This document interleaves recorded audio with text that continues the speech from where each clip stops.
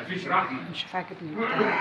ده وزير الداخليه اللي هو بيحافظ على حق المواطن عمليا لما بيبلغه حاجه، لكن لما يبقى امين شرطه او ضابط بيتجاوز بيبقى ضامن ان انت واخد منك التليفون، مدخلك لا مؤاخذه حافيه، ما معكيش حاجه تصوري ولا تسجلي، بيضمن ان الرساله اللي انت عايزه تبلغيها مش هتوصل، بيعمل اللي هو عايزه. طب وليه كده اما بياخدوا يسحبوا اي حاجه تبقى معلم مع المواطن اللي داخل؟ طب انا عايزه استغيث ازاي؟ عشان ما تدينيهوش. لا انت بقى اتصلي وبلغينا واحنا نوصل، او اعملي زي ما انت عايزه، انشري مشكلتك. الراجل نشر مشكلته بدون تصوير، بس وثق وزير الداخليه في اللي اتقال، والتحريات في 10 دقائق كانت جايبه له النتيجه. فندم ما في دلوقتي كاميرات فيديو داخل قسم كل شرطه، يعني بس بيفرغوها يا استاذه. ايوه بيفرغوها. ايوه، ما انا بقول لحضرتك بيبقى في احيانا بقى بيعمل ايه، بيتشال الجزء ده، بيتشال الجزء اللي هو الخاص بده. يعني مجرد ما المواطن بيدخل ويتعرض للمشكله والمشكله تقوم تمام، بيجي هما بقى بعد ساعه نص ساعه يفرغوا الكاميرات، لو لقوا للمواطن حق بيديهوله. ان في خير وفي شر. تمام. في ضباط محترمين وفي ضباط ربنا يهديهم يا رب. خلاص تمام.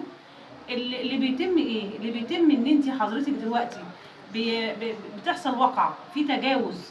لو طبقنا القانون صح خلاص مفيش حاجه، لكن في تجاوز في تطبيق القانون مع المواطن، مع غيره، في محاباه، في محسوبيه. وساعات بيبقى الضابط داخل على المواطن كده كلمه تلاقيه بينزل عليه ضرب بالاقلام وهو ملوش اي ضرب ولا اي مطلق ان هو يعمل حاجه زي الشر او السلبيات في اقسام الشرطه، في كويس وفي وحش. السلبيات اكتر. السلبيات هي ممكن تعالج. والناس بتخاف برضه. الحركه اللي عملها وزير الداخليه اليومين اللي فاتوا بما فيهم اول امبارح بدات تلجم من الضباط دلوقتي، لان المواطن اشتكى من غير تصوير. وثق الراجل في كلامه وتحرى في ثواني جاي له مين بالظبط اللي عمل كده. اي ضابط او اي امين شرطه، اي راجل شرطه يهين مواطن، انا شخصيا مسؤول ان انا اوصلها للسيد وزير الداخليه، والراجل يعني تفضل مشكورا ما بيأخرناش شرف. وانا طلبت من النائب العام يعمل كبسه على كل اقسام ونقط شرطه مصر ويفتش ادراج نفهم بعد اذن حضرتك كلمه كبش يعني ايه. انا فاهمها بس كبسه كبسه يعني. لا كبش ما انا بيجي رغبتين كبش فين. عايزين نفهم المشاهد يعني ايه الكلمه دي. انا ممكن دركها او فاهمها غير مش فاهمها. يعني دلوقتي ممكن انا المشكله عندي ان انا عامل ورق دلوقتي بتسمح لي. تمام. حلو. لو انا بقى عايز اسيبه ادور على واحد اسمه احمد احطه هنا واكمل. ونلبس ده مكان ده. وممكن رقم العربيه اعمل لك فيه اي لعبه علشان ما اجيش بتاعي. انا فعلا بيجي لي كل شويه انا ما عنديش عربيه ولا عمري اجيب عربيه. في اقسام الشرطه افرضي ان انا عارف ان انت بتاخدي رشوه. حلو. وانا داخل بسلم عليكي حاطط الكبشه في ايدي وبسلم عليك واديها لك، لا كاميرات ولا غيره، او انت تقابليني بعيد عن الكاميرا ما انت عارفه الكاميرات فين. في طرق ثانيه لا غير اللي بره ماليش دعوه. يعني عاد بيبان الحاجه الحقيقيه من الحاجه اللي ايه الخياليه. من صوره المواطن او يا فندم وزير الداخليه الوحيد اللي بيوصله اي تجاوزات وتجاوزات من راجل الشرطه بتاعه صغير ولا كبير ما بيسيبوش. انا بقولها بامانه. والتفتيش شغال كويس. التفتيش شغال. التفتيش داخل الاقسام وتفتيش المديريات والوزاره. شغال كويس. بس هو المشكله احنا ما عندناش وعي قانوني. يعني احنا المفروض يبقى في وعي قانوني للناس اللي هي البسيطه او الناس اللي هي مش هنقول اميين، ما فيش حد امي النهارده. الانسان البسيط ده المفروض بيتعمل له وعي قانوني. معنى ايه؟ حضرتك دلوقتي لو دخلت عملت محضر في تجاوز من فلان هتروح لفلان، مفيش في تجاوز من فلان، احنا عاملين اصلا في تدرج للسلطات زي ما احنا عارفين. تبدا المحضر بيدخل النبطشيه بيعمل محضر الكلام ده كله، في تجاوز من حد. والله حضرتك عندك مثلا المأمور بعد ما فيش او نائب المأمور ما فيش في التفتيش شغالين كويس. مظبوط. يعني انا بشوف التفتيش ده طبعا تابع طبعا لوزاره الداخليه او مديريه الامن، فبتبقى الدنيا متظبطه كويس. وبعدين في حاجه ثانيه انا برضو بقول للمواطنين عليها، النجده نفسها. يعني حضرتك لو انت داخل القسم وفي مشكله، طبعا انت كده مش عارفه اقول ايه، لو انت داخل القسم وفي مشكله اطلب النجده. بتطلب النجده وانت موجود عشان تثبت الحاله اللي حضرتك او الواقع اللي انت تعرضت له. ده الجانب صح وفعلا مذاكره كويس يا فندم. بعد اذنك ده الجانب بقى اللي احنا المفروض نتكلم فيه. في جانب كويس اللي حضرتك قلتيه ده، ان في الشغل زي ما قال الباشا دلوقتي، هو المثال الاعلى بالنسبه للداخليه كلها، ان وزير الداخليه بيعمل 1 2 3. ما هو وزير الداخليه ده ما هو في الشرطه.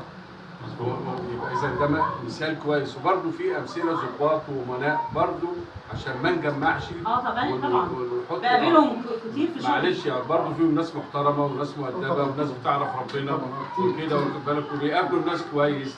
فاحنا مش عايزين نحط الصوره ان كل الضباط احنا ما بنفضلش. لا احنا مش بنفضلش كل السيء. ما الضباط اقصدش ان احنا وحشين. نحط، لا ما اقصدش ان احنا زي ما بنذكر. اه. اصل احنا دلوقتي عمالين نذكر كل الوحش. فالمفروض زي ما قال الباشا كده، جاب مثال اعلى بالنسبه لوزير الداخليه انه وقف وعمل 1 2 3. في برضه ضباط انا ما اعرفهمش، بس اكيد عشان الدنيا لسه بخير، ففي ضباط برضه بيقفوا جنب الناس وبيعملوا الصح وما بيأذوش حد. بجانب برضه في ضباط زي ما احنا قلنا انهم كذا، لكن بجانب ده لازم يكون في ناس كويسه وناس محترمه وناس متربيه وعارفه معنى الانسانيه ايه اللي احنا. فاحنا لما نيجي نذكر حاجه لازم نقول فيه كويس وفيه الوحش. اي نعم زي ما قال الاخ، احتمال يكون الوحش زياده شويه، بس ده مش معناه ان ايه كله وحش. عشان ما نعممش لا احنا يعني. بنشوف واجب حاجات علينا كتير على وضع الفيسبوك بيعملوا حاجات السلبيات حلوه كتير. زي ما معالي اللي هو قال. نحط ايدنا على السلبيات نبدا نعالجها. واتمنى ان شاء الله يا رب. في ناس كويسه جدا في الشغل. لو مواطن ما عرفش ياخد حقه في اسم الإسلام واتظلم، نيابه. هل ممكن نيابه. غير النيابه، هل ممكن لو بعت شكوى للوزير الداخليه بس فورا الوزير راجل محترم جدا. دلوقتي هو ده القدوه. بالفعل انا بقول حاجه في موقع دلوقتي لوزاره الداخليه على ولا لسه كنت هقول ولا معايا المستشار. نعم. لسه كنت هقول لحضرتك في ناس كتير ما بتعرفش توصل موقع. لوزاره الداخليه ولا وزير الداخليه ولا اي حد. يعني مهمه جدا. لو كتب على الصفحه ولا بتاع اي وزير وزير بنعرف. شكوى باخد رقمها يا في ناس كتير ما لا، بتعرفش شكوى على الموقع على باخد النت. رقمها. على النت. اه. لو كتب على النت في صفحه وزير الداخليه هتوصل هتوصل له، على الاقل هتوصل للتفتيش بتاع الوزاره. بترد فيها يا ريس؟ هيلاقي فيه نتيجه، مش هيبعتوا له. احنا مشكلتنا كلها ان احنا مش عارفين حقوقنا ايه وواجباتنا ايه. هي دي كل مشكلتنا، مفيش وعي قانوني. ده اللي انا بقوله. لو حضرتك عارف واجباتك ايه، هتدخل القسم تعمل ايه، وحقوقك ايه، ونفس القصه الضابط نفسه برضه او امين الشرطه عارف ايه هي الواجبات بتاعته، ايه هي حقوقه. الدنيا هتمشي بسلاسه ومفيش اي مشاكل. بس بقى في البعض كده اللي هو ايه بيبقى عنده زي ما تقول عدم علم، او بيبقى مثلا السلطه بقى والتاني ممكن يتقال عليه بعدم العلم بتاع المواطن، يستغل بيرهب المواطن يستغل بشكل. العلم. اه. ده ده في كتير. امناء الشرطه ده عارفهم رقم واحد.